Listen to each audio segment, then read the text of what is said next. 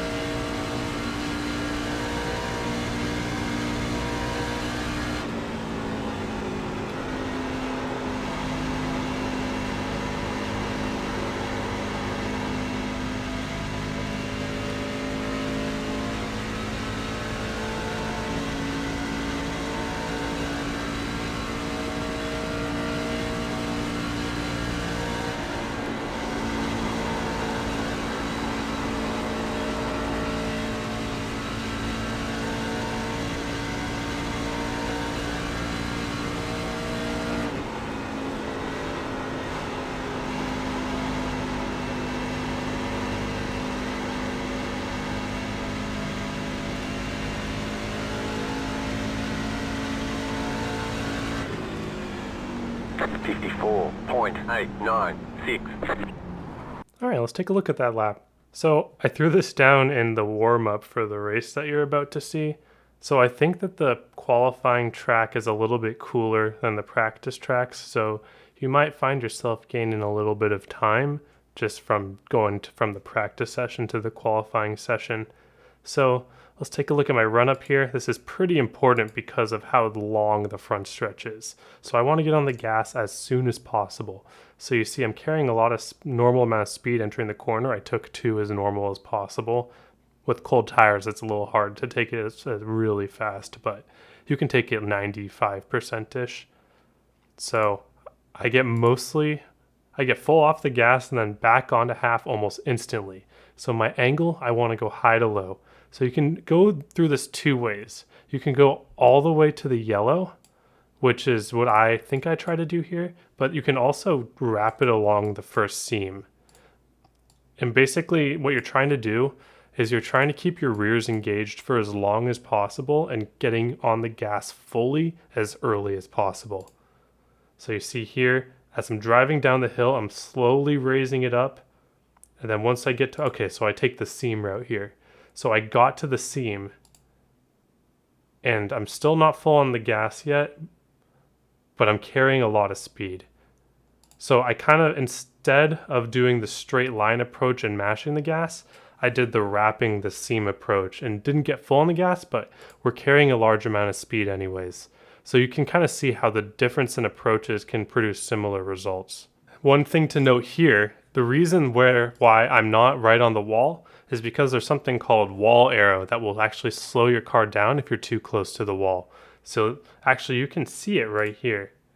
I'm losing a little bit of time with my run up, but kind of inexplicably, the closer I get to the entrance of the corner, it starts getting a little bit faster, or I'm not losing time anymore. And that's because I'm not close to the wall as I was in my original best lap. So alright, now we're here into 1. And what I want to be doing here is I want to be taking a really big arc and trying to apex as late as possible, but there's these bumps on the entrance of 1 that makes this really hard. So let's just pretend, I don't know where the bumps are exactly on the track, you're going to have to kind of figure that out for yourself, but let's pretend they're right here. And like, let's say I put the bumps right here, so let me have to go all Khan Academy on you guys.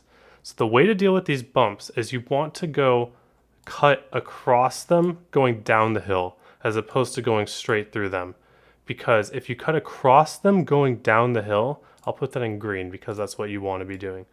If you go down the hill across them, then you kind of just go over them and you go on your way. It doesn't really do anything to your car. If you go a little bit straighter over them, then that's going to cause your car to keep going straight, almost like you hydroplane on a puddle. And it'll cause you to get really tight. It'll destroy your line and mess up your time.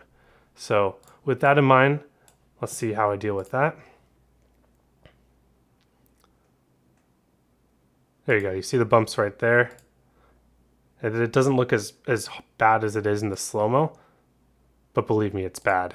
So you see, because I had a pretty high to low angle, I was just able to skirt over the bumps and have it not affect my line. And so you see, I'm holding about half throttle here. This will be a really good throttle control exercise for you guys. Just hold it around the bottom, and then once you feel like you've apexed, then you go fully back into the green. So you see how late my apex is here. Look at it again. So I slight trail brake, or just a brake drag, go over the bumps at an angle, full throttle, and then late apex. So I actually could have apexed later here. I had another lap that I didn't save because I messed it up in turn 2, but I was able to apex around right here, and I actually gained 5/100ths over this time, just to give it away. It was sad. I really should have saved that just to show you guys that trick there, but just try to apex as late as possible while still being able to drive down the hill the entire time. So you see here, able to carry good speed off the corner, and then we're gonna skip ahead to turn 2. So my timing here for turn 2, I am by no means a turn 2 expert. I actually kind of suck at turn 2. But once I pass the Pocono on the wall, I jerk the car off the wall a little bit, and at the same time I start letting off the gas.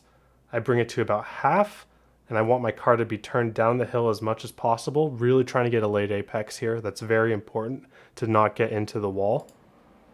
So late apex, early throttle up, don't hit that bottom. And you see I carry a ton of speed out the corner because of that late apex. So that was kind of a perfect turn 2 for me. Let's look at it one more time. Turn off the wall, back it to half, full throttle it down the hill, apex as late as possible. Really focus on how late you can apex the car, and you'll carry all that speed off. All right, now we gain a couple hundredths because of that turn 2. Now let's look at turn 3. So this is kind of one of those turns where you can kind of make it however you want to make it. So if you want to go down to the yellow early and wait on it and throttle up, you can do that. If you want to big arc it all the way down and carry your speed, you can also do that. I recommend this for long runs. What I kind of do is kind of a hybrid of that. I don't get to the curb, or I don't get to the bottom until about where the curb starts. Okay? And then I wait another, I call it a beat. Like, think of about a musical beat. But I wait about another beat until I start driving past the curb for me to start picking up my throttle. So you see I start easing it up. If it's not sticking at first, you need to back it down a tiny bit. So you see that's why I'm modulating it. So modulate the throttle a little bit, try to keep it low. Try not to hit the wall, but you want to be full throttle as early as possible. So right here, you saw me open up the wheel. I opened up the wheel a little bit here because I wanted to keep the rears engaged. If you keep the wheel to the left, you're going to start getting loose and lose all that momentum that you've been trying to build up for the huge front stretch. So I sacrifice a bit of my corner exit angle in order to keep the rears engaged. So I'm able to drive it pretty straight off, not quite as low as I probably want to be here. I probably lost a couple hundredths there, but we were able to keep up the momentum, and that's really all that matters. All right, so let's look at how we did in the race. All right, so we just finished the race here, and we actually were able to win this race, and it was a very physical race, especially among the front, with a mid-race caution keeping everyone in the same draft. So let's talk about that a little bit. basically this draft is going to keep everybody that's remotely within the speed of the people in front of them together. I think it's about a 1/10.5 advantage per straightaway. So as long as you're able to match the corners pretty evenly with the car in front of you, then you're going to be able to stay in their draft. So we were able to slot into second here, and I was kind of weighing my options because you can go about this two different ways. In a drafting type race like this, you can say, okay, I have two options. I can lay back of the car in front of me and save tires and just allow myself to stay within their draft on the straights. Or you can say, actually, I want clean air on my nose. So even if it's going to be a little bit aggressive with the cars behind me, I really prioritize that clean air and for handling and tire saving. So I decided to ride around for a little bit here. And the line is going to be the exact same as your qualifying. Really, the only thing different is I like to arc 3 a little bit more, just because it makes me feel more comfortable. And then because I'm just not comfortable with 2 in many senses, I kind of just race that a little more conservatively, because you get that wrong once and your right side's destroyed, and I just don't think it's worth it, especially if we're all just drafting within a pack here. So I think I rode around for 5 laps, and then what happened was third place started getting a little bit too close to my bumper for comfort. And I'm like, if I don't be aggressive soon, then they're going to be aggressive on me. And that's either going to cause me to lose the position, or it's going to cause me to waste tire defending the position. So when you're faced with this situation, I would rather be proactive and just go for the pass for the lead. Around 5 laps in, I get a good enough run, so let's see here. How close did I get before I made the run here? Let's go to cockpit. Let me quiet this down a little bit for you guys. So I waited until I was just really close to the bumper so that I would at least be at his door on entry, because I'm going for a dive bomb here. And this particular dive bomb is not going to work unless you're really almost even with him. So let's take a look and let's see what's a good angle in here. Let's just go blimp. So I'm at his door right now on entry. If I was at his quarter, I don't think that. So let's take a look at it. So you see I'm able to overdrive entry. He hits the bump. So remember this bump that we talked about in qualifying. If you're doing a compromised second line, you have to keep in mind what I said in qualifying. You don't want to go too straight over the bumps. So even though he was running a second line here, he needed to be angled farther down to avoid hitting these bumps in a way that would compromise him. So that bump pretty much ensured that I could just safely slide up in front of him. So it made for a pretty easy pass. But if he went cleanly through the bumps there, then I would have had to slide up in front of him and forced him to bump draft me. But that's just kind of the name of the game in this. So I was kind of bailed out with being able to make the clean maneuver here. And he decided not to make any move on me into 2. And so with this, we were actually able to take advantage of 3rd and 4th place battling. And we actually pulled out and broke the draft after a couple shenanigans. And you're trying to break the draft, but it's just slowing the whole pack down. Meanwhile, the front 2, we just decided that we wanted to break the draft here and battle it out for ourselves. So by lap 11, we have about a 1.5 seconds lead over them, so draft completely broken. And this is the ideal situation. And honestly, I was feeling really good about the race at this point because I think I saved better tires than the other guy. And I think that he barely touched the wall a couple times that would make passing really tough for him.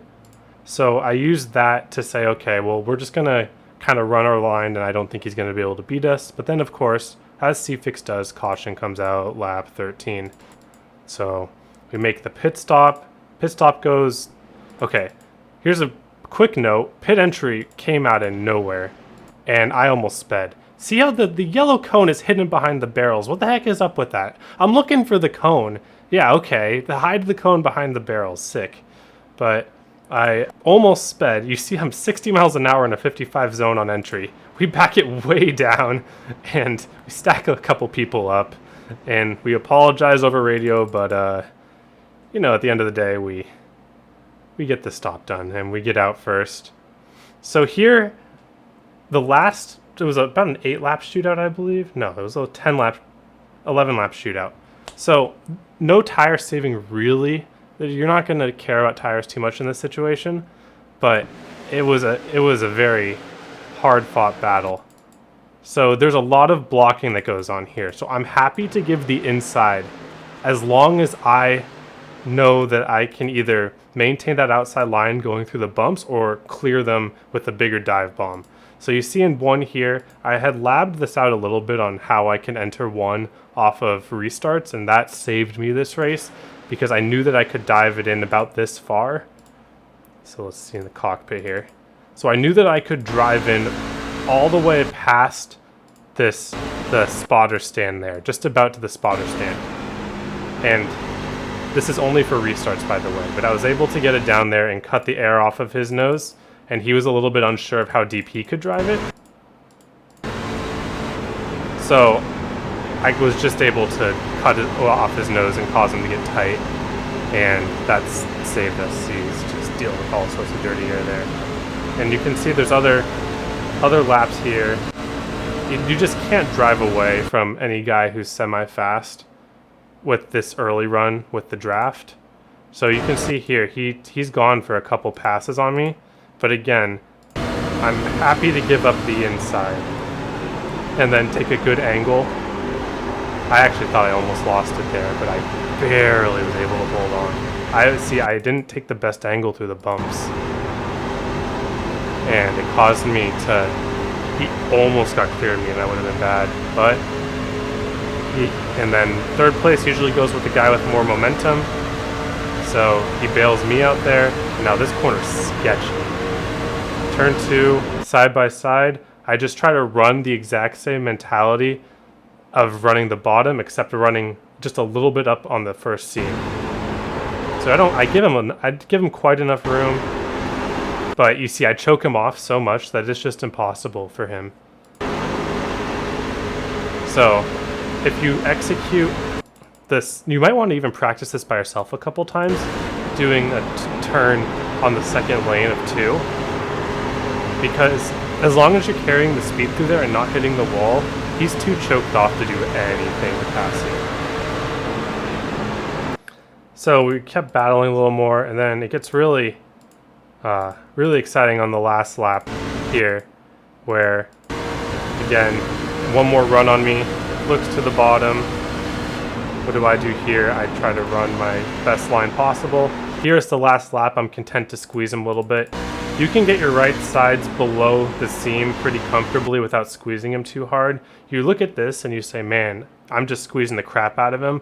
But you look back into third place, no, he's got plenty of room actually. So don't be afraid to really get down there if it's really crunch time. So I was able to get a decent line. I actually almost threw it there. My car got too tight.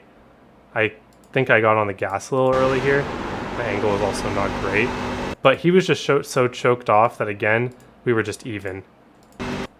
So basically what you have to do here is just the same idea. Run my best second lane possible. Oh, I got bailed out. They're racing for second now. So now I know that it's possible that he's just going to completely drive into 2 as hard as possible without wrecking. So I need to do the same as to defend from that. So you see I overdrive entry at 2 because I know neither of them are going to get good exits. So if neither car behind you is going to get good exits, you can overdrive the corner to defend your spot. So notice I just overdrive the crap out of it, and we're good. Wait. Oh! No, we're good. We kept up our momentum. They're all hitting each other, beating, banging, but I got one more corner to execute, take the air off his nose. It's pretty much over the moment I cut across his nose with bad air. And we're able to defend successfully and get the dub. So yeah, overall, really good race. I think that's a good lesson to you guys on defending on these draft heavy tracks, what you have to do, kind of the mentality that goes into it. But if you have any questions, feel free to leave them in the comments below. As always, I hope you all have a wonderful day, and I hope to see you all on the track.